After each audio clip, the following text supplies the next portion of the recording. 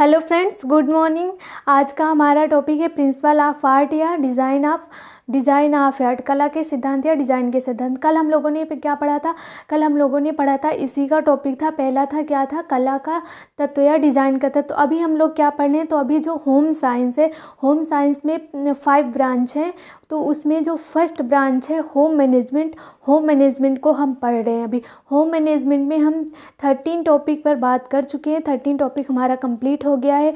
जब home management पूरा complete हो जाएगा उसके बाद हम क्या स्टार्ट करेंगे? उसके बाद हम स्टार्ट करेंगे टेक्सटाइल। एक के बाद एक हम पांचों ब्रांच को पढ़ेंगे यहाँ पर। तो आज का हमारा क्या टॉपिक है?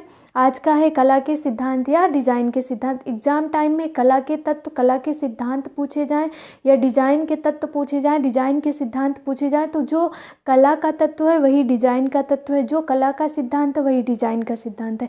इसमें कन्फ्यूज़न नहीं होना चाहिए। क्या है? जो कला का तत्व है वही डिज़ाइन का तत्व है और जो कला का सिद्धांत है वही डिज़ाइन का सिद्धांत है। कल हमने इस पे बात किया था कि कला के तत्व या डिज़ाइन के तत्व क्या क्या होते हैं। तो उसमें 8 आए थे। क्या क्या आए थे? आकार आया था, रेखा आया था, रंग आया था, प्रकाश एवं छाया आया था, खुला स्थान आया था, और क्या आया था? और आया था थॉट्स या विचार आया था, डिज़ाइन आया था, नमूना जिसे कहते हैं। तो इन 8 के बारे में हम डिटेल से पढ़ चुके हैं, पूरा अच्छे से डीप लेवल में जाके हम पढ़ चुके हैं।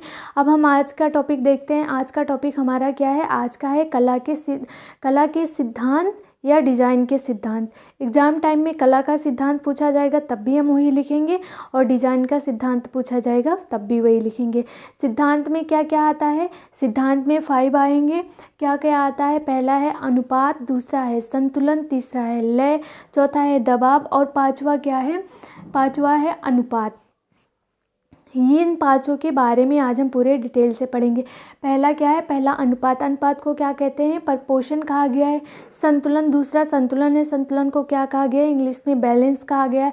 हिंदी में आए या इंग्लिश में, इसलिए दोनों नाम मैंने यहाँ पे ऐड किया है। हिंदी नाम में पूछे या इंग्लिश नाम में पूछे, हमें कन्फ्यूज़ नहीं होना है, दोनों नेम हमें याद होने चाहिए, इसलिए मैंने यहाँ पे दोनों नाम को ऐड कर दिया है। तो हम देख लेते हैं अनुपात को क्या कहते हैं। अनुपात को इंग्लिश में प्रपोर्शन कहा गया है।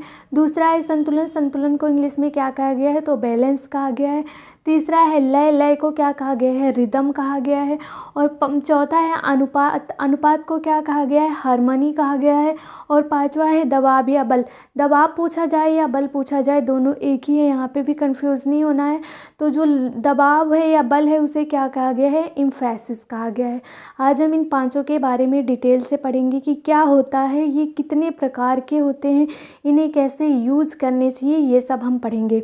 तो हम आ जाते हैं अब कला का सिद्धांत। कला के सिद्धांत जो ये 5 है, इसका यूज करने का मतलब क्या है, इसका उद्देश्य क्या है, पहले हम ये जान लेते हैं। तो इसका यह उद्देश्य है कि हम इसलिए यूज करते हैं जो हमारे कला के तत्व हैं। अगर हमें कला का सिद्धांत का ज्ञान रहेगा, कला के सिद्धांत जो हैं, डिज़ाइन के जो सिद्धांत हैं, इसका अगर हमें नॉलेज रहेगा, तब हम जो कला के तत्व हैं, जो एलिमेंट्स ऑफ आर्ट हैं, उनका इस तरीके से यूज करेंगे जिससे क्या हो, हमारी सुंदरता बढ़ जाए। जिस भी जगह डेकोरेशन कर रहे हैं, कुछ भी कर रहे हैं, जिस भी जगह हम एलिमेंट्स ऑफ आर्ट का यूज कर रहे हैं, अगर हमें सिद्धांत का पता होगा तो हम आर्ट को इस तरीके से, जो एलिमेंट्स हैं उसको इस तरीके से यूज करेंगे जिससे कि उसकी सुंदरता और बढ़ जाए। यही होता है। अब हम आ जाते हैं, पहला देखते हैं अनुपात क्या होता है, प्रपोर्शन क्या होता है। प्रपोर्शन का क्या मतलब होता है? अनुपात क्या होता है? अनुपात का मतलब होता है कि चीज़ों को उचित मात्रा में उचित जगह रखना। चीज़ों को क्या है? उचित मात्रा में यूज करना, चीज़ों की उचित मात्रा करना या उचित मात्रा का यूज करना। उचित मात्रा का यूज करना का क्या मतलब होता है? अनुपात का मतलब होता है प्रपोर्शन, और प्रपोर्शन या अनुपात का क्या मतलब होता है कि चीज़ों को उचित मात्रा में यूज करना। उचित मात्रा का क्या मतलब होता है कि रेखा, रंग, आकार, प्रकाश, स्थान, जो भी जितने भी एलिमेंट्स हैं हमारे, उसको हम इस तरीके से यूज करें, उसको एक अनुपात में, एक वे में यूज करना, यही क्या होता है? अनुपात होता है। अनुपात कितने तरीके के होते हैं? 3 तरीके के। अब हम इसको क्या करें, इसको साफ कर दें, फिर हम पढ़ेंगे अनुपात। ये हो गया हमारा अनुपात। अनुपात किसे कहा गया है? तो अनुपात में यह दिखाता है कि चीज़ों की उचित मात्रा को यूज करना। अनुपात क्या है? चीज़ों की उचित मात्रा का यूज का प्रयोग।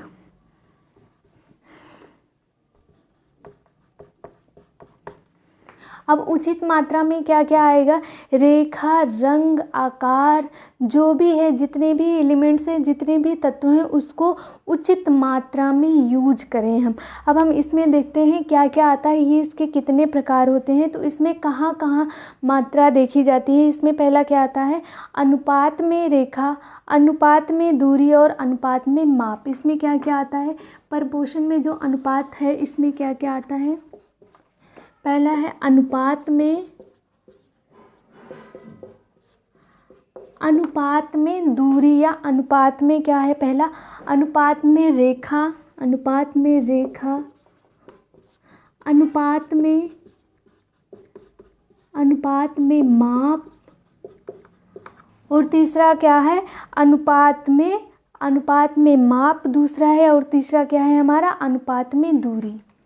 अनुपात में दूरी। अब इसका क्या मतलब होता है? जो अनुपात है, जो प्रपोर्शन है, वो क्या होता है? चीज़ों की उचित मात्रा का यूज। इसमें कहाँ कहाँ पे देखा गया है? तो अनुपात में रेखा, अनुपात में माप और अनुपात में दूरी। अनुपात में रेखा का क्या मीन्स होगा? यहाँ पे क्या मतलब निकाला जाएगा? तो जो अनुपात में रेखा है, रेखा जहाँ भी हम लाइन या रेखा का यूज करें, वहाँ का क्या करेंगे? एक अनुपात में यूज करेंगे, एक वे में ले जाएंगे, एक लाइन में यूज करेंगे। कैसे यूज करेंगे? अनुपात में रेखा का क्या मतलब हो गया? मान लो कि हमने यहाँ पे कहीं भी हमने रेखाओं का यूज किया है, तो क्या होगा? एक अनुपात में रेखाओं को यूज करेंगे हम। एक अनुपात में ऐसा नहीं कर सकते कि हम एक रेखा बड़ी खींच दें, फिर एक छोटी खींच दें, एक यहाँ खींच दें तो एक यहाँ खींच दें, ऐसा नहीं करेंगे। अगर हम रेखाओं का यूज करेंगे तो वहाँ पे क्या करेंगे? एक अनुपात में, एक वे में यूज करेंगे। ये होता है अनुपात में रेखा। अब हम दूसरा आते हैं, अनुपात में माप का क्या मतलब होता है?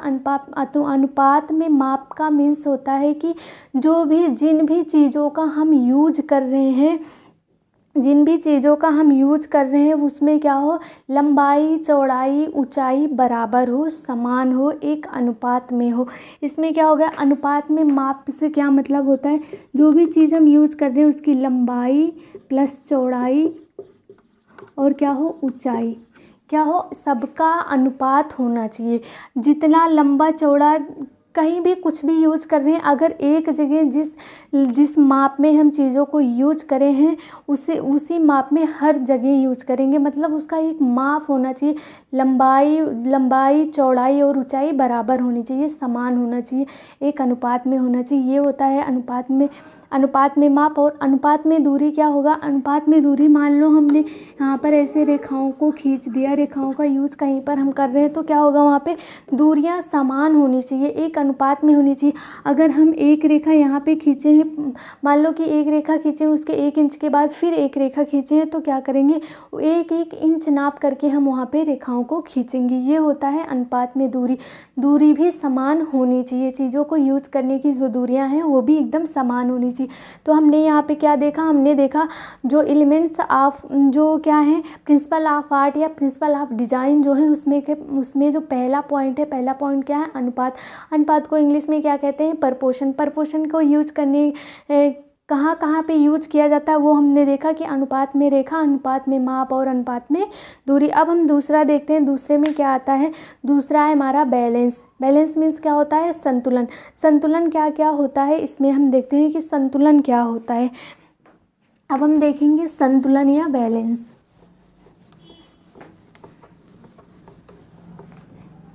संतुलन,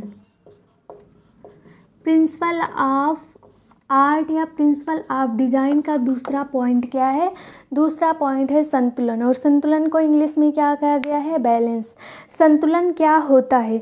यह क्या होता है? ध्यान आकर्षण का केंद्र होता है। और इसमें कैसे यूज किया जाता है? यह क्या होता है? समान गति का वितरण करता है।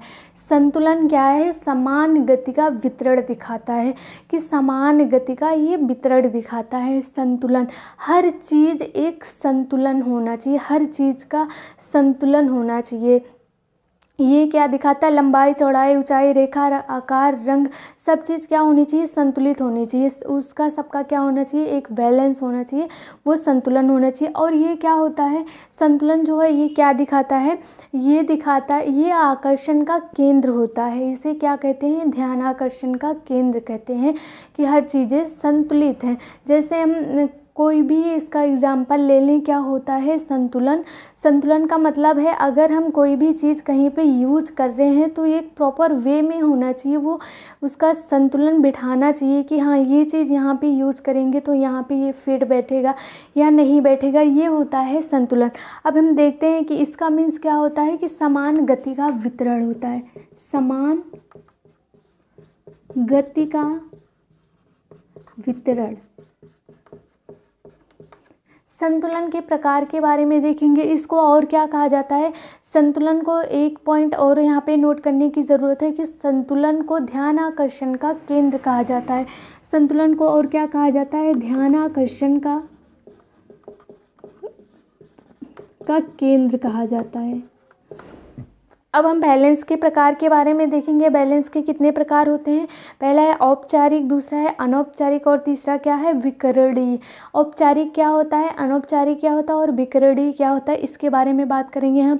जो संतुलन है, जो बैलेंस है, उसके कितने प्रकार होते हैं? तो बैलेंस के 3 प्रकार हैं। संतुलन के कितने प्रकार हैं? 3 प्रकार है। पहला क्या है? औपचारिक संतुलन। दूसरा क्या है? अनौपचारिक। और तीसरा क्या होता है? विकरणीय संतुलन। औपचारिक संतुलन क्या होता है? औपचारिक संतुलन का मतलब होता है कि केंद्र बिंदु के दोनों साइड, अगर हम कहीं पे कोई भी चीज़ यूज कर रहे हैं तो उसकी दोनों तरफ क्या होनी चाहिए? समान दूरी होनी चाहिए, समान आकार होना चाहिए, समान रंग, हर एक चीज़ क्या होना चाहिए? समान होना चाहिए। उसी को क्या कहते हैं? औपचारिक कहते हैं। औपचारिक का क्या मतलब होता है? केंद्र के दोनों तरफ, दोनों ओर की समान दूरी होती है। इसमें क्या होगा? केंद्र के दोनों तरफ की समान दूरी। मान लो कि फॉर एग्जांपल हम कोई रूम, अपने रूम का डेकोरेशन कर रहे हैं। हम अपने रूम का डेकोरेशन कर रहे हैं। जो डेकोरेशन है, खिड़की जो है हमारी, जो खिड़की है या जो दरवाज़ा है, जो मेन गेट है, हम अपने घर का ही एग्जांपल ले लेते हैं। जो मेन गेट है, हम अपने पूरे घर का डेकोरेशन कर रहे हैं। जो हमारा मेन गेट है, उसकी दोनों साइड क्या होगा? दोनों साइड अगर हम कोई भी डेकोरेशन वाली कोई भी चीज़, अगर हम वहाँ पे सीनरी लगा रहे हैं, या कोई गुलदस्ता लगा रहे हैं, कोई भी चीज़, कोई झालर वगैरह कुछ भी लगा रहे हैं, वहाँ पे क्या होना चाहिए? समान दूरी होनी चाहिए। केंद्र बिंदु के दोनों साइड, मान लो कि ये केंद्र बिंदु है, ये हमारा मेन डोर है। मेन डोर के दोनों साइड अगर हम कोई भी चीज़, डेकोरेशन वाली कोई भी चीज़ यूज करेंगे तो क्या करेंगे? यहाँ पे दोनों साइड एक जैसी चीज़ें ही हम यूज करेंगे। क्या होना चाहिए? यहाँ पे एक जैसी चीज़ें होनी चाहिए और समान दूरी पर होना चाहिए। ये क्या होता है? ये होता है औपचारिकता। औपचारिक में क्या होता है? केंद्र बिंदु के दोनों ओर समान दूरी होनी चाहिए, समान साइज की होनी चाहिए, समान माप की होनी चाहिए। ये क्या होता है? ये होता है औपचारिक।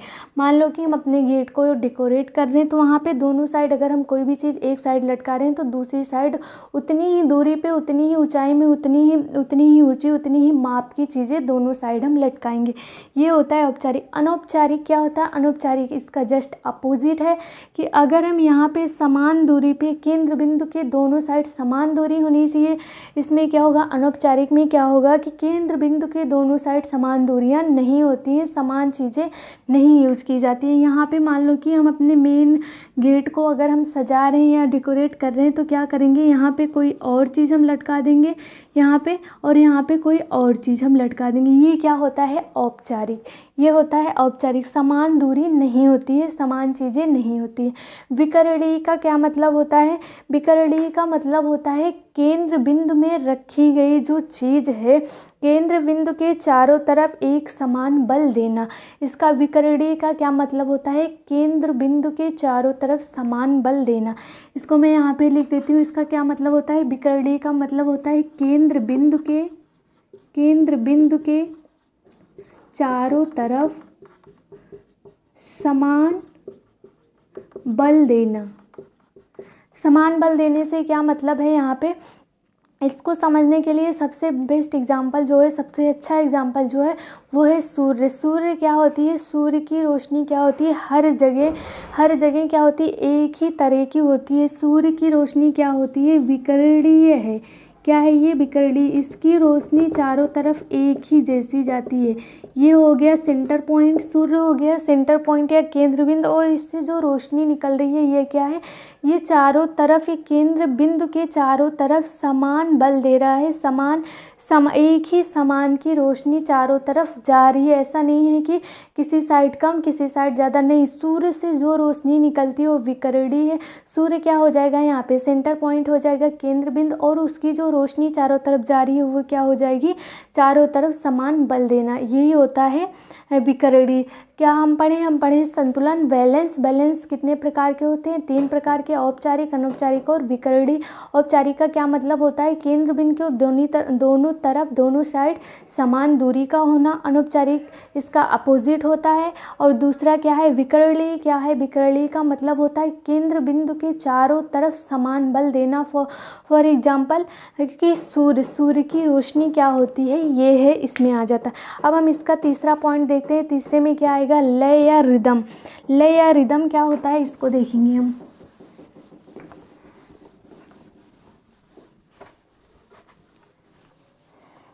तीसरा क्या है? लय।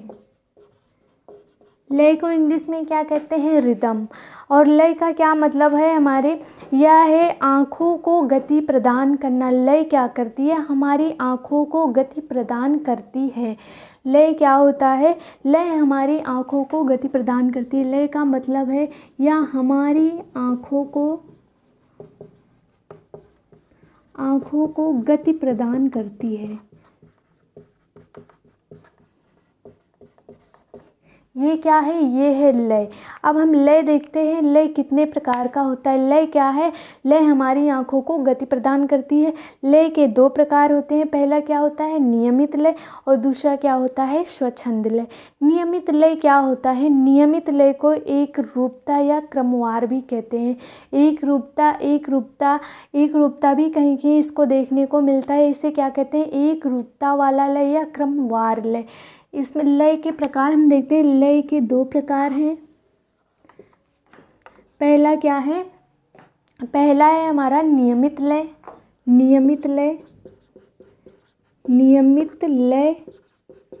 और दूसरा क्या है? स्वच्छंद लय। नियमित लय कौन सा लय होता है?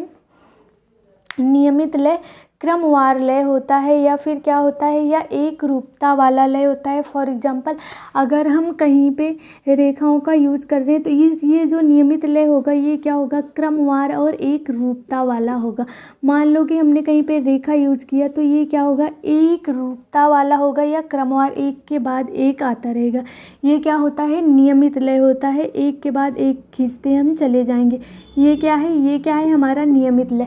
वहीं पे स्वच्छंद लय, और इसे क्या कहते हैं? एक रूपता वाला लय, एक रूपता या फिर क्रमवार लय।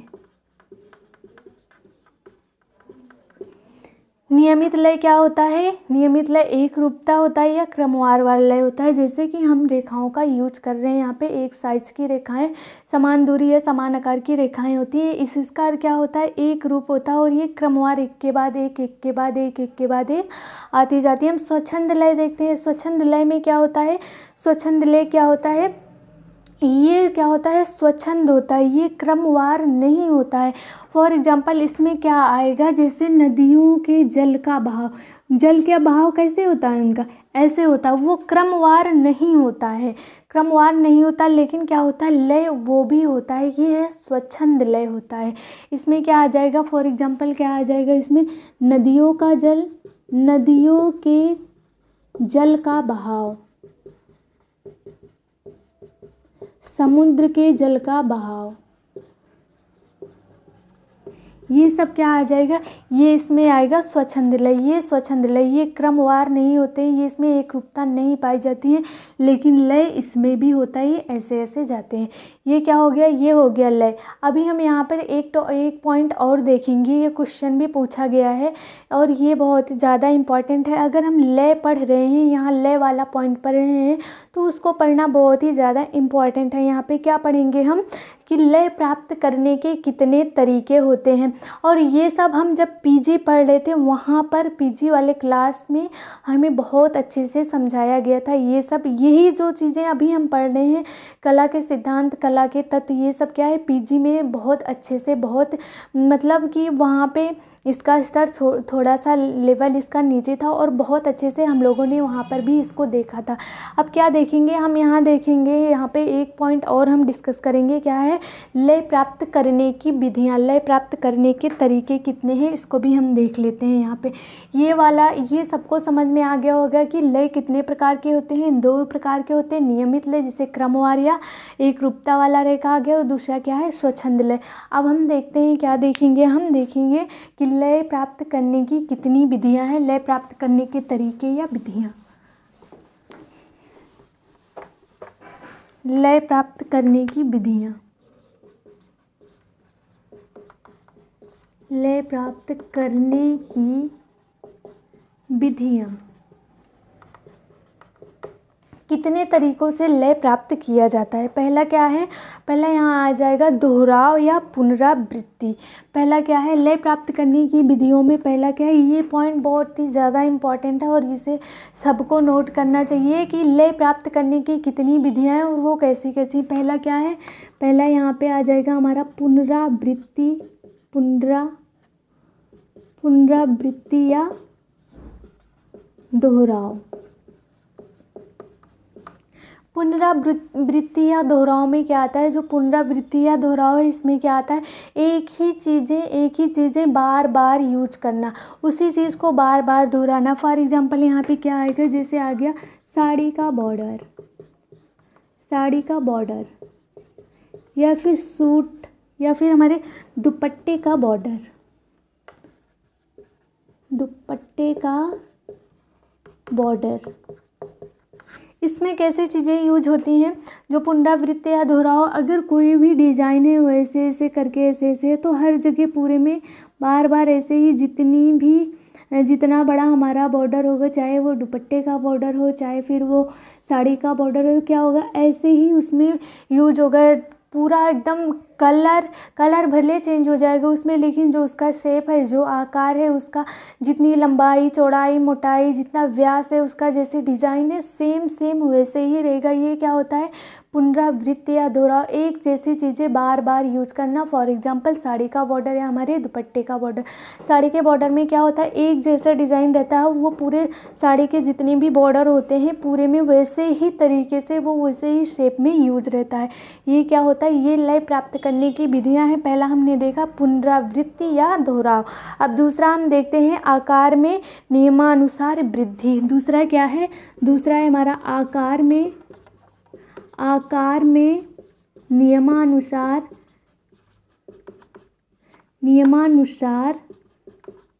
वृद्धि।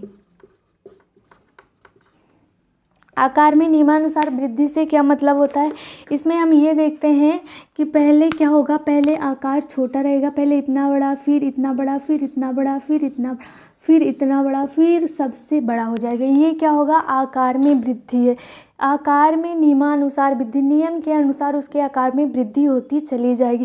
पहले सबसे छोटा, फिर बड़ा, फिर बड़ा, फिर बड़ा, फिर सबसे बड़ा आ जाएगा। ये क्या होगा? नियम के अनुसार वृद्धि है। और ये भी इसको देखने में हमारी आँखों को गति प्रदान करती हैं, इसे देखने में हमारी आँखें गति करती हैं। कोई भी चीज़ हो, जब हम क्या है, लय क्या है, कोई भी चीज़ हो जब हम छोटे से देखना शुरू करते हैं, कोई बिल्डिंग अगर हम देख रहे हैं, बहुत ऊँची बिल्डिंग है, उसको हम नीचे से देखना शुरू करेंगे, हमारी आँखें एकदम अपने आप ऊंचे लेवल तक पहुंच जाएंगी। ये क्या होता है? ये होता है हमारा आकार में वृद्धि या नियम के अनुसार आकार में वृद्धि। ये भी लय प्राप्त करने के दूसरा तरीका। अब हम तीसरा देखते हैं, क्या है? तीसरा है निरंतर रेखा द्वारा। निरंतर रेखा द्वारा जो लय प्राप्त करने की विधि है, उसमें तीसरी विधि क्या है? तीसरी विधि है निरंतर रेखा द्वारा। निरंतर रेखा द्वारा कैसे होता है, इसको हम देखेंगे। निरंतर रेखा द्वारा। निरंतर रेखा द्वारा का क्या मतलब होता है कि रेखाओं की यूज से भी लय को प्राप्त किया जा सकता है। कैसे? यहाँ से अगर हम कोई रेखा यहाँ से खींचना शुरू करेंगे, यहाँ तक ले जाएंगे, तो क्या होगा? हमारी आंखें गति करेंगी। इसको देखने में क्या होगा कि हमारी आंखें गति करेंगी, इससे लय प्राप्त होगा। ये भी लय प्राप्त करने का एक तरीका। चाहे हम इधर से इधर यूज कर लें, इधर से इधर, किसी भी साइड अगर हम रेखाओं को यूज कर रहे हैं, तो ये क्या हो गया? निरंतर रेखाओं के द्वारा भी लय को प्राप्त किया जा सकता है। इसको हम और पढ़े थे एक चैप्टर में, जहाँ पे हमने मार्विन मुंडेल के सिद्धांत को देखा था। वहाँ पे भी लय के अनुसार अगर काम किया जाए तो क्या होगा? थकान कम लगती है। इसको भी हमने वहाँ देखा था। ये तीसरा हो गया। तीसरा क्या है? निरंतर रेखा की यूज के द्वारा भी क्या होगा? लय को प्राप्त किया जा सकता है। ये लय प्राप्त करने की विधियाँ हैं। हाँ,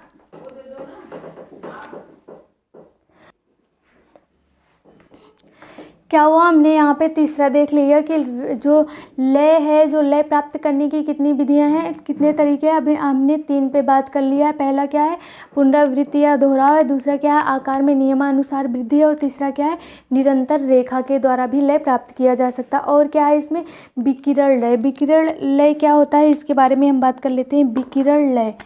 चौथा क्या है? विकिरण लय। ये क्या होगा? ये अभी हमने पढ़ा था कि लय, जो लय के प्रकार, जो विकिरण लय वहाँ पे पढ़ा था लय के प्रकार में, वही यहाँ पे भी आएगा कि विकिरण लय क्या होता है। फॉर एग्जांपल, सूर्य की रोशनी या सूर्य का प्रकाश, इसका क्या होता है? सेंटर पॉइंट, जो केंद्र बिंदु होता है, उसके चारों तरफ क्या हो? समान बल हो। तो इसमें क्या आ जाएगा? सेंटर पॉइंट जो भी इसका केंद्र बिंदु है, वो ये केंद्र बिंदु हो गया, और इसके चारों तरफ क्या हो? समान दाब हो या समान बल हो। यही क्या होता है? ये होता है विकिरण लय। और विकिरण लय में क्या होता है? विकिरण लय का एग्जाम्पल क्या होता है? सूर्य की रोशनी। सूर्य की रोशनी इसमें आ जाएगा। ये होता है विकिरण लय। अब हम दूसरा देखते हैं। दूसरा क्या होता है हमारा? नंबरवार लय। ये लय प्राप्त करने की 4 विधियों को हम देख लिया। 5वें क्या है हमारा? नंबरवार लय। 5वां क्या है? नंबरवार लय। नंबरवार लय से क्या मतलब होता है? नंबरवार लय, कोई भी चीज़ हम यूज करें उसे number two number wise use करेंगे हम। इसमें क्या, अगर कहीं पे एक कलर यूज किए हम, मान लो कि हम यहाँ पे क्या यूज कर रहे हैं, यहाँ पे हम यूज कर रहे हैं ये 2 मार्कर है हमारे पास, इसमें ब्लैक और ग्रीन है। अगर नंबरवार लय समझना है हमें, सबसे बढ़िया एग्जांपल क्या है कि मान लो कि हमने एक यहाँ पे क्या यूज किया, एक ब्लैक कलर यूज किया है, फिर क्या किया है? ग्रीन। ऐसे ही हम यूज करेंगे, ब्लैक ग्रीन ऐसे ही यूज करते हम चले जाएंगे। क्या होगा? ब्लैक होगा, फिर ग्रीन होगा, फिर ब्लैक होगा, फिर ग्रीन होगा। ये क्या हो गया? ये हो गया नंबरवार लय। नंबरवार लय क्या होता है कि अगर हम क्या करेंगे, कोई कलर अगर हम यूज़ कर रहे हैं तो उसे नंबरवार, अगर हम एक ब्लैक यूज़ करें, फिर क्या करेंगे? एक ग्रीन, फिर एक ब्लैक, फिर एक ग्रीन, फिर एक ब्लैक, फिर एक ग्रीन, ऐसे ही यूज़ करेंगे। तो ये क्या हो गया? ये हो गया नंबरवार लय। अब दूसरा क्या है? एक है विरोधी लय। 5 प्रकार के हो गए लय प्राप्त करने के जो तरीके हैं, जो विधियाँ हैं, ये बहुत ही ज़्यादा इंपॉर्टेंट होनी है और सबके लिए, चाहे वो TGT, PGT, नेट या फिर MA या फिर VA कोई भी हो, जिसमें सब में ये सिलेबस है, तो सबके लिए ये सबसे ज़्यादा इंपॉर्टेंट होने वाला, और यहाँ से क्वेश्चन भी पुटअप हुए हैं। अब हम छठा देख लेते हैं। छठवा क्या है? विरोधी लय। विरोधी के लय क्या होता है? ये क्या है? विरोधी लय। विरोधी लय में क्या होता है, जैसे जेब्रा क्रॉसिंग होता है, इसमें एक जैसी चीज़ें यूज नहीं होती हैं। कैसे यूज होती हैं इसमें कि मान लो हमने कोई ऐसे 4 लाइनें हमने ऐसी यूज करी तो क्या होगा, इसमें 4 लाइनें फिर ऐसी यूज, फिर 4 लाइनें ऐसी, फिर 4 लाइनें ऐसी, फिर ऐसी, फिर ऐसी होगी। ये क्या है, ये होता है विरोधी लय। लय प्राप्त करने के तरीकों को हमने देख लिया और लय कितने प्रकार के होते हैं ये भी देख लिया, ये भी सबके समझ में आ गया होगा। तो हम अब आ जाते हैं अपने चौथे पॉइंट में। चौथा पॉइंट क्या है हमारा, एकरूपता या अनुपात। अभी हम क्या पढ़ लें, अभी हम पढ़ लें प्रिंसिपल ऑफ आर्ट या प्रिंसिपल ऑफ डिज़ाइन, कला के सिद्धांत या डिज़ाइन के सिद्धांत। अब हम अपना चौथा पॉइंट देखेंगे। चौथा मेन पॉइंट क्या है वो देखते हैं। चौथा पॉइंट क्या है, चौथा है हमारा एकरूपता या अनुरूपता। चौथा क्या है, अनुरूपता, अनुरूपता या क्या है ये, एकरूपता। अगर एग्ज़ाम टाइम में यहाँ पे जो रेखा के जो कला के सिद्धांत या जो कला के जो डिज़ाइन के सिद्धांत है, अगर कहीं पे अनुरूपता देखने को मिल जाए या फिर एक रूपता देखने को मिल जाए तो वहाँ पे कन्फ्यूज़न नहीं होना है, हमें कन्फ्यूज़ नहीं होना है, क्योंकि एक रूपता और अनुरूपता दोनों एक ही है। दोनों क्या है, दोनों एक ही है। और इसे इंग्लिश में क्या कहा गया है, इसे हार्मनी कहा गया है। एक रूपता या अनुरूपता का क्या मतलब होता है कि एक ही जैसे प्रतीत होना, एक जैसे प्रतीत होना। यह क्या होता है, एकता का भाव प्रदर्शित होता है। इससे रेखा, रंग, आकार, प्रकाश, स्थान कुछ भी हो इसमें, चाहे हम एलिमेंट्स ऑफ आर्ट यूज करें तो जितने भी एलिमेंट्स ऑफ आर्ट है उसमें क्या हो, एक रूपता होनी चाहिए, एक जैसा भाव प्रकट होना चाहिए। ये क्या होता है, ये होता है एक रूपता। अब हम देखते हैं कि एक रूपता में क्या क्या आता है और क्या क्या होता है। इसमें क्या आएगा, एक रूपता में क्या क्या आएगा, पहले हम इसमें क्या देखेंगे, रेखा, फिर क्या आएगा, आकार। इसमें क्या क्या आता है, जो एक रूपता है इसमें क्या क्या यूज किया जाता है, तो रेखा, आकार, विचार, विचार, बनावट, बनावट, रेखा, आकार, विचार, बनावट। और क्या होता है, रंग। रंग कैसा होनी चाहिए, रंग भी एक रूपता वाला होना चाहिए, एक जैसा होना चाहिए रंग। और क्या होना चाहिए, इससे एकता का भाव, इससे क्या होता है, एकता का भाव प्रकट होता है।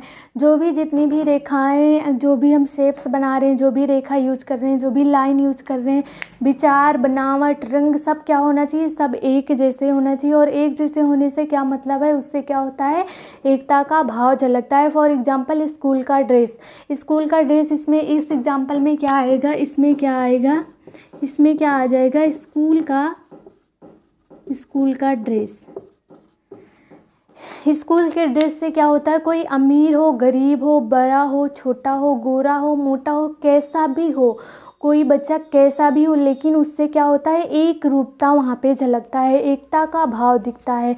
कैसे दिखता है कि वहाँ पे अमीर, गरीब, गोरा, काला कुछ भी मायने नहीं रखता, कुछ भी मतलब नहीं रखता। वहाँ पे सबके जो भी नियम है, जो भी रूल है, जो भी ड्रेस की बनावट है, जैसा ड्रेस एक का होगा वैसे सबका होगा। तो यहाँ पे क्या होता है, एक रूपता का भाव झलकता है। ये क्या हो गया, अनुरूपता या एक रूपता। फॉर एग्जाम्पल क्या होगा, स्कूल का ड्रेस, बच्चों का ड्रेस होता है, सारे बच्चे वहाँ पे एक जैसे दिखते हैं, कोई अमीर, गरीब, अच्छा बुरा कोई भी नहीं होता है।